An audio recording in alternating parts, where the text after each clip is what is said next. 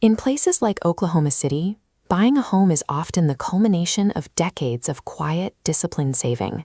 For many families, securing a modest, affordable piece of property represents their ultimate financial milestone.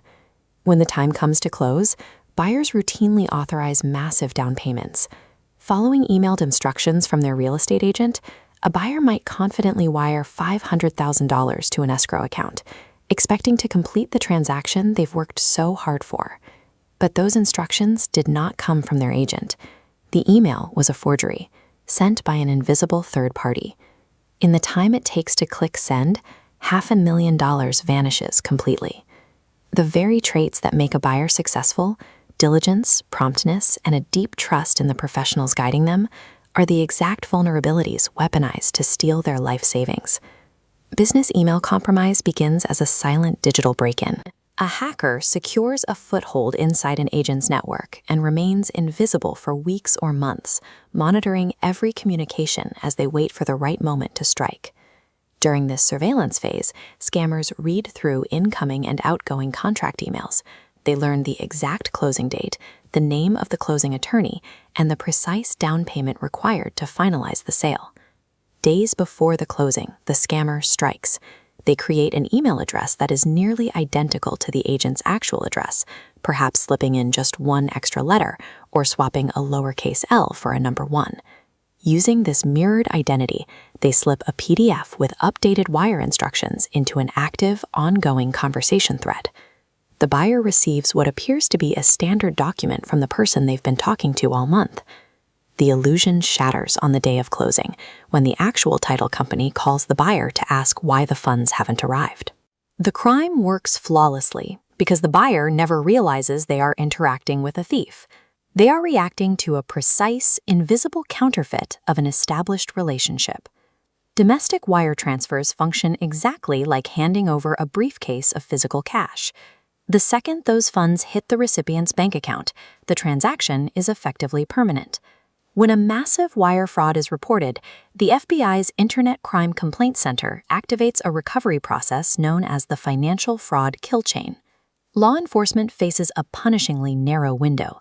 They have roughly 24 hours to trace the transaction and freeze the destination account before the stolen money is broken apart and scattered across multiple jurisdictions.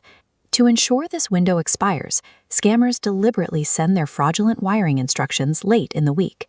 A buyer who wires money on a Wednesday or Thursday often won't discover the fraud until the closing meeting on Friday afternoon. By the time the alarm is raised, the banks are closing for the weekend. This delay provides the criminals with 2 uninterrupted days to launder a lifetime of savings into overseas accounts. Victims immediately turn to their own financial institutions for a refund, only to face a wall of rigid liability policies. The sending bank will refuse to cover the loss, pointing out that the victim logged in and authorized the wire themselves. The receiving bank offers no relief either. Their policy prohibits freezing an active account simply because a non-customer calls in to report a fraud.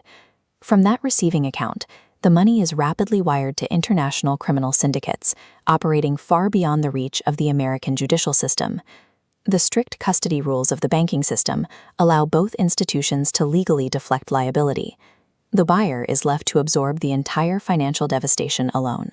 High-volume real estate markets handling constant, massive transactions are prime targets. Criminal networks continuously monitor these digital ecosystems, looking for an entry point.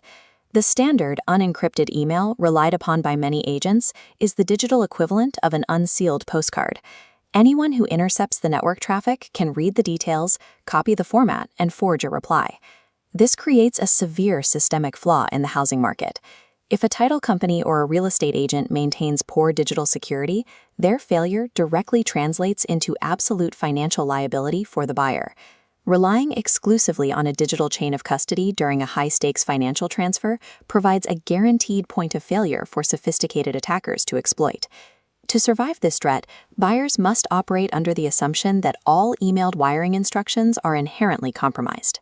The ultimate defense mechanism requires stepping out of the emails fight entirely and breaking the digital chain of communication with a physical, verbal verification.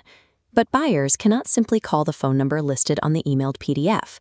Scammers anticipate this and include their own burner numbers on the fake documents, allowing them to personally answer the phone and verify the fraudulent accounts.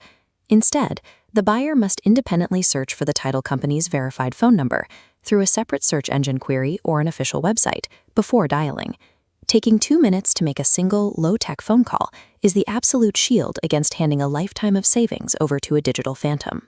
The boxes are packed and the keys should be in hand, but the phone is silent. The confirmation call is hours late, and the realization begins to set in that the money never arrived at its destination. For a buyer in the middle of $1 million purchase, that silence represented their entire life savings. They had wired $500,000 as a down payment, only to find out 48 hours later that the account they sent it to was fraudulent. These scams often leave multiple lives in limbo. When a different set of buyers lost $300,000 to a fake wire request, it didn't just stop their move. It left the 90-year-old seller with an empty house and no proceeds to fund her own care. Once a wire transfer clears, federal authorities are rarely able to claw the money back. The funds are often moved through a series of offshore accounts within minutes, making recovery nearly impossible for the FBI. Beyond the financial ruin, victims face a crushing weight of shame and self-blame. The guilt of being deceived into sending the money voluntarily can lead to severe depression and lasting marital strain.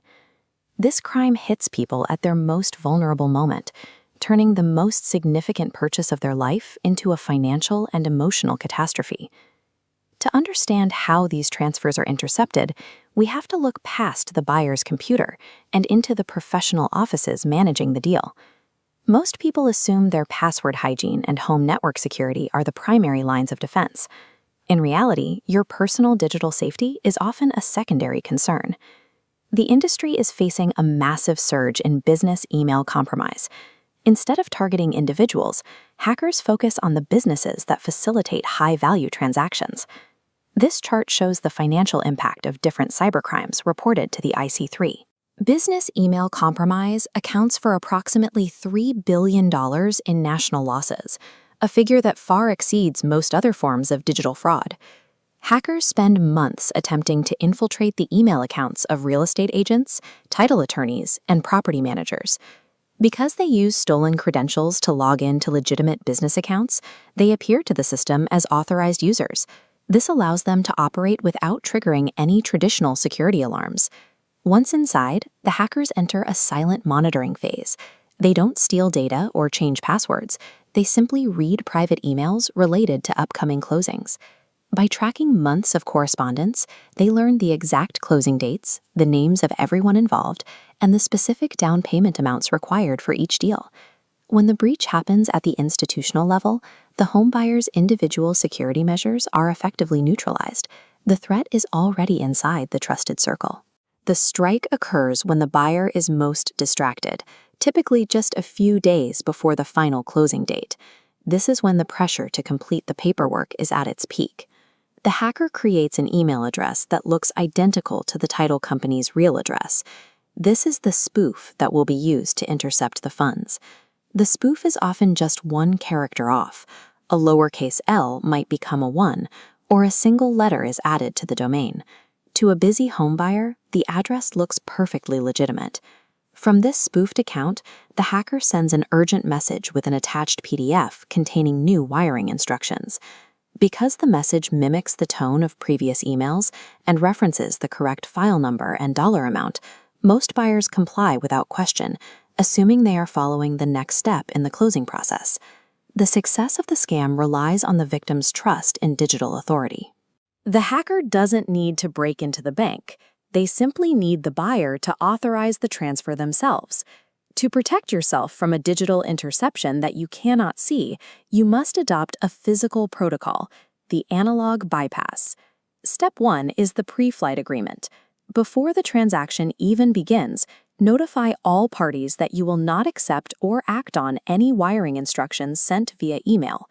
Step 2, if an email with wiring instructions arrives, ignore it. Do not click any links or use any phone numbers included in that specific message. Instead, verify the request by calling your escrow officer directly. Use a phone number you have sourced independently from a physical document or their official website, never from the email itself. Step 3 is the cashier's check.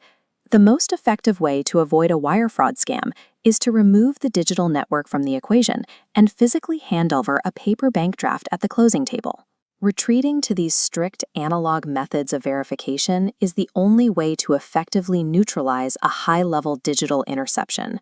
Scammers rely on the chaos, the speed, and the sheer volume of paperwork that defines a modern real estate closing. They are counting on the fact that you feel too rushed to double-check their instructions. In a transaction of this magnitude, digital urgency should never be allowed to override analog verification.